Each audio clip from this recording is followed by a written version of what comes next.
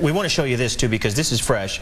Our Bill Castle, chief photographer Bill Castle, was up in the air in the helicopter.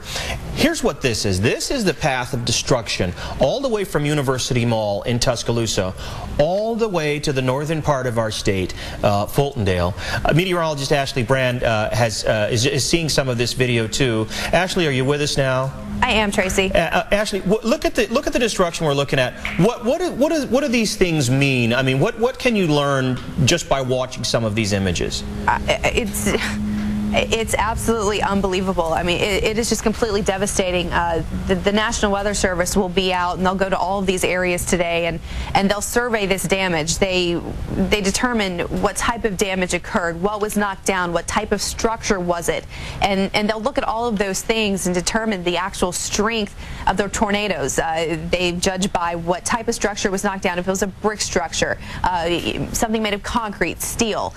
They look and determine what type of damage was done to those type of things, and they determine how strong the wind speeds were from that. And we also, of course, had with our velocity product yesterday, can determine, from that an estimate of wind speeds. And I mean, this is just, I'm seeing this for the first time, just like y'all are. It's Ashley, unbelievable. Brian White says this sort of reminds him of some of the images he saw of Japan, and I kind of have to agree with him. Look, Ashley, look at some of those buildings. Some of them are absolutely pulverized. If you, as a meteorologist, if you go there and you stand and look at that firsthand, can that sort of give you an idea of whether something was an EF1, EF2, or more? Can you tell that just by looking at the structure sometimes? Oh, absolutely, absolutely, and that's exactly what they do. They go and they'll look at all this. The Weather Service does that, and they actually have special teams that are sent out. It's a team, I believe, about 10 people. Brian Peters is one of those people to determine whether a tornado was an EF4 or an EF5. It's a very specialized group of people that goes to determine if it was that strong of a tornado, and I really think that's what we're going to be dealing with here. EF4, EF5 would not surprise me in the least. It's so devastating, and it's just so completely heartbreaking to see this.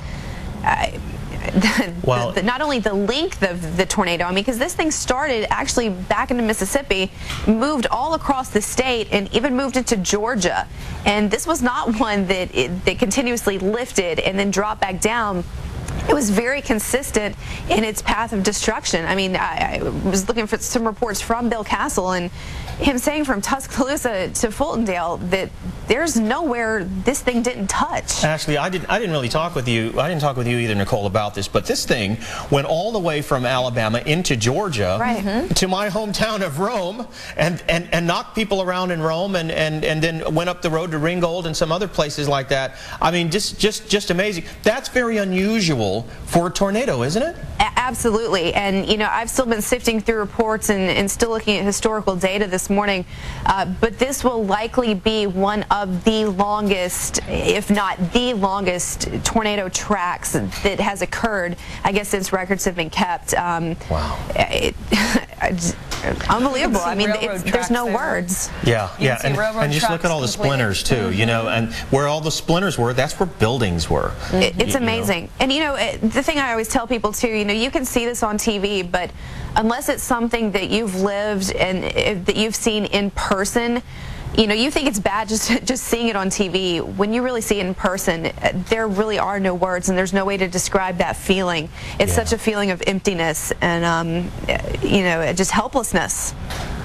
Yeah, and we're talking about that, and we're blessed because we didn't get any of this, but some of our neighbors sure did get some of this, and some of the people watching felt this firsthand. You had courthouses. You had courthouses completely ripped. You had hospitals that were damaged. You're looking at huge. And think of it. Think of a mile. Think if you run a mile. That's a long way. Yeah. Think of how wide that would be to actually have a storm coming down.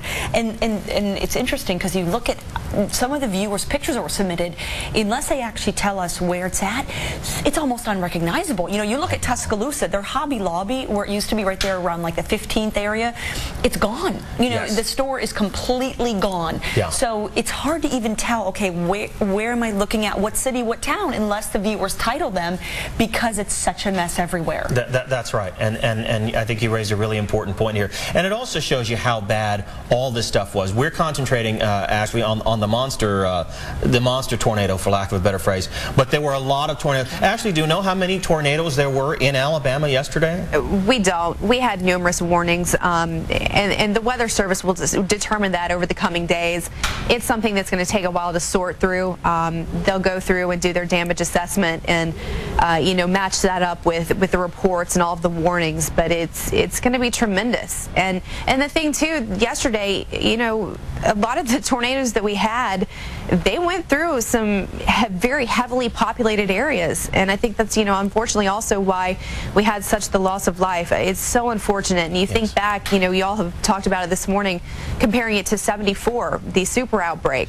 Well, you think back to 74, and we didn't have the technology that we have today, and this was very well warned for, and yet we still had this tremendous loss of life because these storms went through such heavily populated areas. And so far as in terms of loss of life, this very well could compare to 1932, March of 1932. There were, I believe it was around 300 deaths at that time, and I hope that we don't get to that number, but this will likely be the second deadliest in the state. Yeah, we heard Jason Simpson yesterday, saying as it was going on, saying, listen, sometimes we say this is happening or he's like, this is the real McCoy. He's like, if you are watching TV right now, take shelter immediately, right now, like get away, go get somewhere safe. Right.